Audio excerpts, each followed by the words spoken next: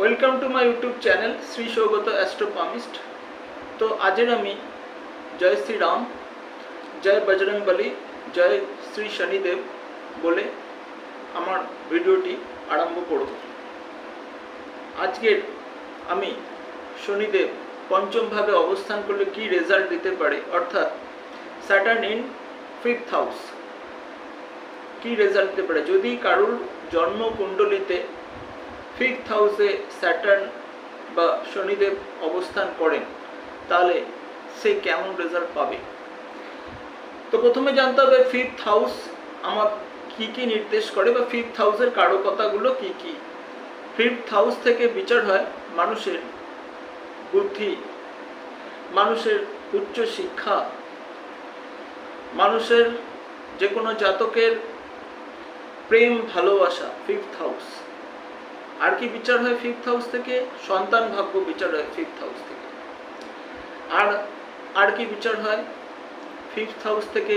জাতকের ইনটিউশন পাওয়ার অনেকটাই বিচার হয়। এগুলো 5th হাউস থেকে জাতকের বিচার হয়। এছাড়াও স্পেকুলেশন, গ্যামলিং, নির্দিষ্ট কোনো প্ল্যানিং, পরিকল্পনা, এগুলো 5th হাউস থেকে বিচার হয়। কেননা 5th হাউস হচ্ছে বুদ্ধি, মানুষের বুদ্ধি 5th হাউস। তো 5th হাউসে বা পঞ্চম ভাবে যদি স্যাটার্ন অবস্থান করে তাহলে স্যাটার্নের কারকতা কি? স্যাটার্ন কিন্তু সব কিছুতে দুঃখ দেয়, কষ্ট দেয়, দেরি করায়, তাছাড়াও আমাদের ভয়, অ্যাংজাইটি এই বিষয়গুলো বাড়ায়। এগুলো জানতে হবে। স্যাটার্ন হচ্ছে cold planet, slow moving planet. খুব দেরি যায় দেয় কিনা, খুব দেরিতে দেয়। আফটার 35 খুব ভালো দেয়। তো কারোর যদি স্যাটার্ন 5th হাউসে অবস্থান করে বা পঞ্চমভাবে অবস্থান করে, তাছাড়াও স্যাটার্ন আমাদের কর্মের কারক গ্রহ। স্যাটার্ন আমাদের কোনো কিছু জিনিস খুব গভীরভাবে চিন্তা করতে শেখায়। যোগ, প্রাণায়াম, এগুলো স্যাটার্ন থেকে বিচার হয়। স্যাটার্ন হচ্ছে মানে কোনো মানুষকে শুদ্ধ রাখতে পারে বা ব্রহ্মচারী রাখতে পারে যদি কোনো গ্রহ, সেটা স্যাটার্ন। আর একটা জিনিস হচ্ছে শনিদেব হচ্ছে খুব ন্যায় নিষ্ঠা, হিসেব করে চলা, জীবনে মূল্যবোধ, এগুলো শনিদেব দেন। শনিদেবকে শুনলে অনেকে ভয় পান, কিন্তু শনিদেব অনেক ভালো কিছু জিনিস মানুষের মধ্যে দেন, যেটা আজকের সমাজে হয়তো অনেক ক্ষেত্রে অনেক সময় বিলুপ্ত হয়ে যাচ্ছে। উচ্ছৃঙ্খল জীবন শনিদেব পছন্দ করেন না। শনিদেব শান্তশিষ্ট একটা ভালো প্ল্যানেট বলা যায়। উনি যেহেতু পাপগ্রহের মধ্যে পড়েন এবং দুঃখ এই কারণেই দেন বা দণ্ড এই কারণে দেন, কেউ যদি অন্যায় করে থাকেন তাহলে তার কর্ম ফল হিসেবে সেটা সে পায়। শনিদেব কাউকে কিছু থেকে বঞ্চনা করেন না। ভালো কর্ম করলে ভালো ফল দেন, খারাপ কর্ম করলে খারাপ ফল দেন। এটাই শনিদেবের কারকতা। তো শনিদেব আমাদের কালপুরুষ কুণ্ডলী বা রাশিচক্রের, যেটা ন্যাচারাল জোডিয়াক সাইন, তার মধ্যে দুটো ঘরকে লিড করে।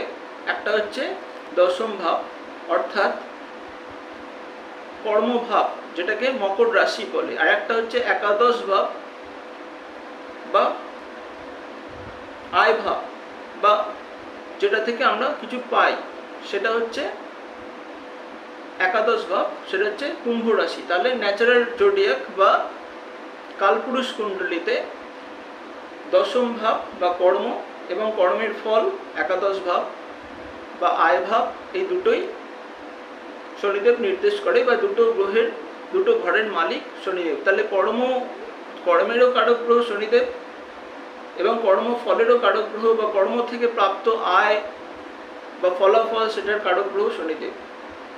তাহলে শনিদেব এতটাই গুরুত্বপূর্ণ।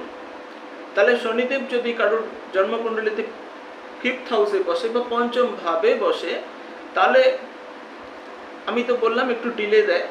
তো জাতকের যে বুদ্ধি বা মেমোরি, এটা একটু বিকশিত হতে হয়তো একটু সময় লাগতে পারে। যদি শনিদেব উইক হয় তো একটু তো সময় লাগবে বুদ্ধি বা মেমোরি এই জায়গাটা বিকশিত হতে। আর একটা জিনিস, পঞ্চমভাবে শনিদেব থাকলে জাতক জড় বুদ্ধি তো হয় না, যত দিন যায় জাতকের বুদ্ধি খোলে।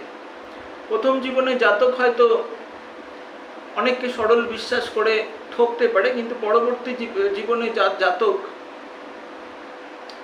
বাস্তববাদী হয় এবং পৃথিবীর যে আসল চেহারাটা দেখতে পায়, এবং জাতক খুব হিসেব করে জীবনে চলতে শেখে পঞ্চম ভাবে। কেননা পঞ্চম ভাব যেহেতু বুদ্ধি, বুদ্ধিটাকে লিড করে শনিদেব। পঞ্চম ভাবে শনিদেব থাকলে তার পড়াশোনা, এডুকেশন অনেক দূর হয়। অনেকে বলে এডুকেশনে বাধা দেয়, কিন্তু পঞ্চম ভাবে শনিদেব থাকলে তার এডুকেশন হয়। এডুকেশনটা হয় অনেক দূর পর্যন্ত, এডুকেশন হয়।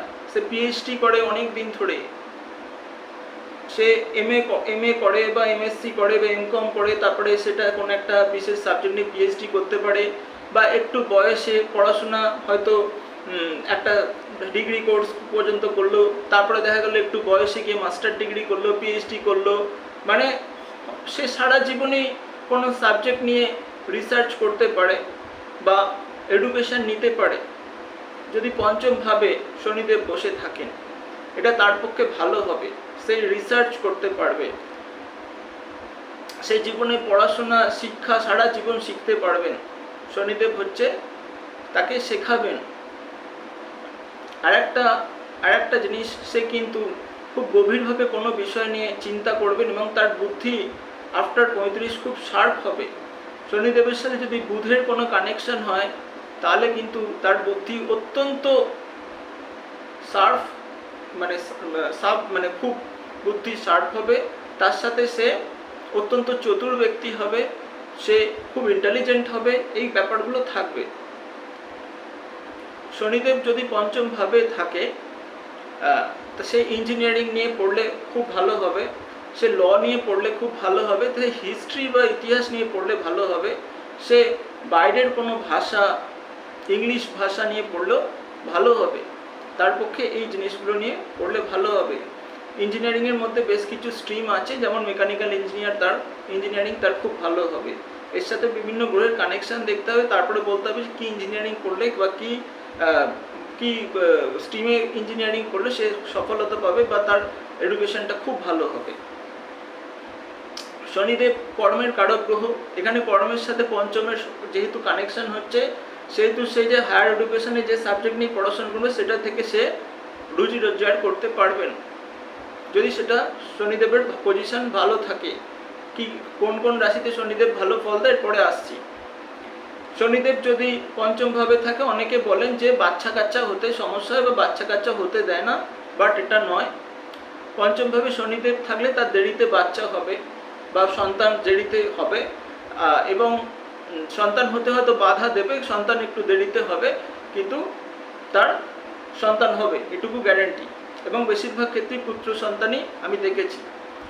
শনিদেব যদি, তবে হ্যাঁ, তার যে সন্তান হবে তার শরীর উইক হতে পারে বা শরীরে কোনো সমস্যা থাকতে পারে, অথবা সেই সন্তানের জন্য জাতককে পরবর্তী জীবনে কোনো কষ্ট পেতে হতে পারে, তার সাথে জাতকের মনোমালিন্য হতে পারে, এটা হবে। পঞ্চমভাবে শনিদেব বসে থাকলে আমাদের ডাইজেশন সমস্যা আসে, কেননা শনিদেব যে কোল্ড প্ল্যানেট, আমাদের জঠর অগ্নিকে কমিয়ে দেয়, যার কারণে আমাদের খাবার হজম হতে সময় লাগে। কাজে শনিদেব যদি কারোর পঞ্চমভাবে বসে থাকে, স্যাটার্ন যদি কারোর 5th হাউসে বসে থাকে, তার নিরামিষ জাতীয় খাবার, কম খাবার এবং একটু তুলনামূলকভাবে কম, মানে ভরপেট না খেয়ে কম খাবার, একটু প্রপার ডায়েট মেনটেন করে চলা, হালকা ব্যায়াম বা যোগা বা প্রাণায়াম করা, এগুলো করলে তার শরীর সুস্থ থাকবে, তার পেট সুস্থ থাকবে। সে যদি সহজপাচ্য খাবার না খায়, তাহলে কিন্তু তার পেটের নানা রকম সমস্যা এসে হাজির হবে এবং শরীরও অসুস্থ থাকবে। তাকে সবসময় সহজপাচ্য খাবার খেতে হবে এবং নিরামিষ সাত্বিক আহার করলে তার শরীর সুস্থ সবল থাকবে, তার ঊর্জা বাড়বে, শরীরের ঊর্জা যেটা বাড়বে, সে কিন্তু জীবনে উন্নতি করতে পারবে। শনিদেব যদি কারোর 5th হাউসে বসে থাকে বা পঞ্চমে শনিদেব বসে থাকেন, তাহলে যেটা হবে, তাহলে প্রেম ভালোবাসার ক্ষেত্রে আঘাত পায়, এটা অনেকে বলে, কিন্তু বাট নট। পঞ্চমভাবে শনিদেব বসে থাকলে হ্যাঁ প্রেম ভালোবাসাটা আঘাত দেয়, কষ্ট দেয়, কিন্তু দেখা যায় সে প্রেম ভালোবাসাটা অনেক দিন ধরে চলছে, বিয়েতে রূপান্তর হচ্ছে না, এটা কিন্তু হতে পারে পঞ্চমভাবে শনিদেব থাকলে। তবে হ্যাঁ, পঞ্চমভাবে শনিদেব খারাপ অবস্থায় বসে আছে, অগ্নি রাশিতে বসে আছে, অর্থাৎ আমি যে রাশিগুলোতে দেখেছি শনিদেব খারাপ ফল দেয় সেটা মেষ রাশি, সিংহ রাশি এবং ধনু রাশি, অগ্নি রাশি। এই রাশিগুলোতে যদি শনিদেব বসে থাকে তাহলে কিন্তু প্রেমে ধাক্কা দিতে পারে। এছাড়াও কর্কট রাশি, বৃশ্চিক রাশি, মীন রাশি, এখানেও শনিদেব খুব ভালো ফল দেয় না যেহেতু জলরাশি বলে। কিন্তু শনিদেব যদি পৃথ্বী রাশি এবং বায়ু রাশিগুলোতে বসে থাকে, অর্থাৎ বৃষ, মিথুন, কন্যা, তুলা, মকর, কুম্ভ, এই কটা রাশিতে যদি শনিদেব বসে থাকেন বা স্যাটার্ন বসে থাকে তাহলে খুব শুভ ফল দেয়। তার কিন্তু প্রেম ভালোবাসা একটু দেরিতে হলেও বিবাহে রূপান্তর হয়। তো কাজেই শনিদেব কোনোদিন খুব খারাপ, পঞ্চমে যদি শনিদেব বসে থাকে খুব খারাপ কিছু দেয় না, উল্টে জাতকের আর আফটার 35 জাতক প্রচুর জীবনে উন্নতি করে।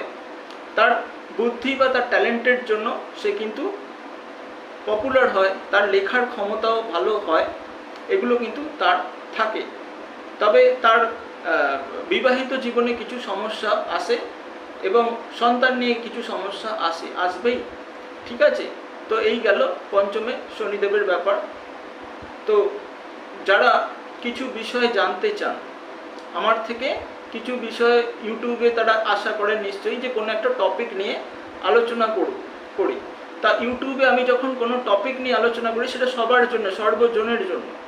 তো স্পেশাল কোনো বিষয় নিয়ে যদি আপনারা জানতে চান অবশ্যই কমেন্ট বক্সে লিখবেন যে কী নিয়ে আমি আলোচনা করব। আমি তো ভালো টপিক খুঁজি যে কী নিয়ে আমি আলোচনা করব। ইউটিউবে আমি ভিডিও বানাতে চাই আপনাদের জন্য। হ্যাঁ, আর পার্সোনাল ব্যাপারে যদি জানতে চান ফোন নাম্বার দেওয়া আছে, সেখানে কিন্তু আপনাদের পরামর্শ নিতে হবে, কনসালটেশন নিতে হবে। সব জ্যোতিষী তাই, আমরা প্রফেশনাল, এই প্রফেশন করে আমাদের দিন চলে। এটা আমাদের সবসময় আপনাদের সবাইকে মনে রাখতে হবে বা আমাদের সবাইকে মনে রাখতে হবে যে প্রত্যেকের একটা নির্দিষ্ট প্রফেশন থাকে। তো যদি কারোর কোনো কিছু জানতে আগ্রহ হয়, কোনো বিশেষ টপিকের ওপর জানতে আগ্রহ হয়, অবশ্যই সেই বিষয়টা নিয়ে আমার কমেন্ট বক্সে, ইউটিউবের কমেন্ট বক্সে লিখবেন। আমি সেই বিষয়টা নিয়ে অবশ্যই আলোচনা করব, যেটা সবাই জানতে পারে, সবার নলেজে। আমার প্রচুর শিক্ষার্থী আছে যারা আমার কাছে শিখছেন বা শিখেছেন, তারা আমার ইউটিউব চ্যানেল দেখেন। যারা আমার ক্লায়েন্ট তারাও অ্যাস্ট্রোলজিতে ইন্টারেস্টেড, তারাও আমার ইউটিউব চ্যানেল দেখেন। এরপরে বলবো যারা অনলাইনে কনসালটেশন নিতে চান, যে কোনো বিষয়, নিজের কোনো পার্সোনাল বিষয় জানতে চান, কনসালটেশন নিতে চান, তারা ডেসক্রিপশন বক্সে ফোন নাম্বার আছে, যোগাযোগ করবেন। আর যারা কোনো কিছু শিখতে চান, অ্যাস্ট্রোলজির কোনো কোর্স, অ্যাস্ট্রোলজি, হস্তরেখা, সংখ্যাতত্ত্ব সব কোর্স করানো হয়, তারাও ডেসক্রিপশন বক্সে ফোন নাম্বার আছে, যোগাযোগ করবেন। আজকের মতো এখানেই বিদায় নিচ্ছি। ভালো থাকবেন, নমস্কার।